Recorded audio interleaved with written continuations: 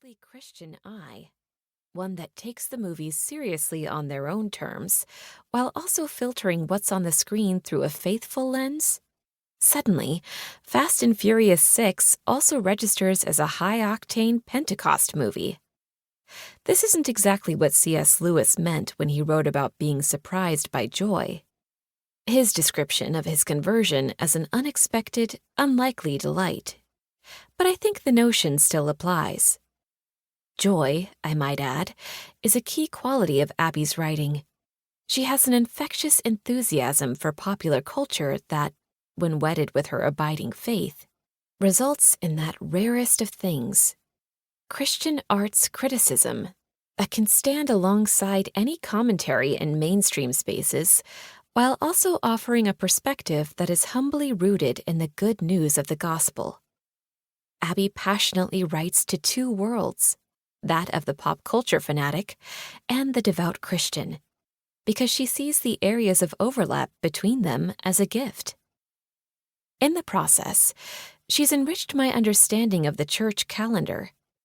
When I think of Christmas, I think of the Advent wreath at the front of my church, as well as the Advent-themed devotionals we read as a family at dinner time.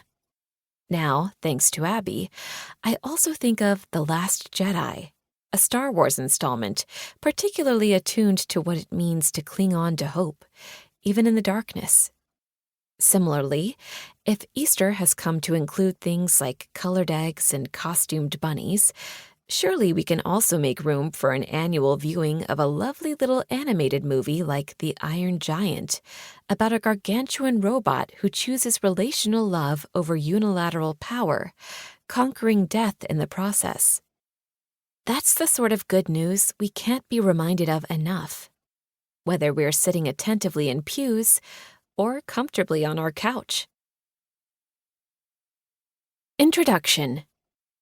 Why watch films as a spiritual practice? Stories rule our lives. We use narrative to make sense of where we come from, the kinds of people we want to be, and the relationships and experiences that have brought us to this point. When we make plans, we tell a story about what we think will happen. When we lie down at night and think back on what we did that day, we tell a story based on our memories. Stories stoke our curiosity, help us make sense of the world, and help us understand ourselves and others. Our lives are also ruled by routines and rhythms, whether it's a schedule we plan ourselves or the natural rhythms of sleep, work, play, social engagement, or worship that dictate our week. At least in the Western world, that rhythm is a strange, potent mix of the religious and the secular. Each week contains days for work and days for rest, based on the creation of the world in Genesis and the existence of the Sabbath.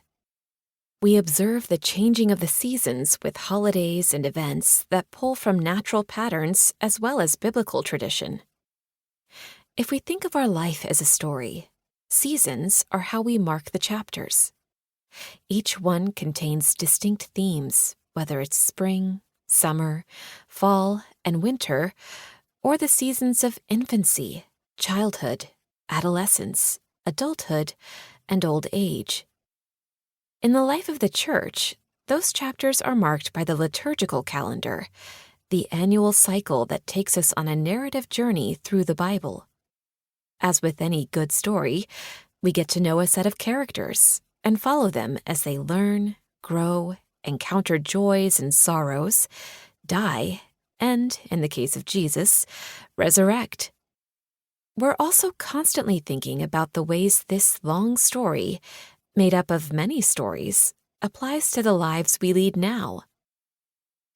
The writer Dorothy Sayers recognized the inherent drama of this process in her 1938 essay, The Greatest Drama Ever Staged, in which she wrote of the role of storytelling in church tradition. The Christian faith is the most exciting drama that ever staggered the imagination of man, and the dogma is the drama. The Bible tells an incredible story that weaves individual accounts of prophets, believers, disciples, the Son of God.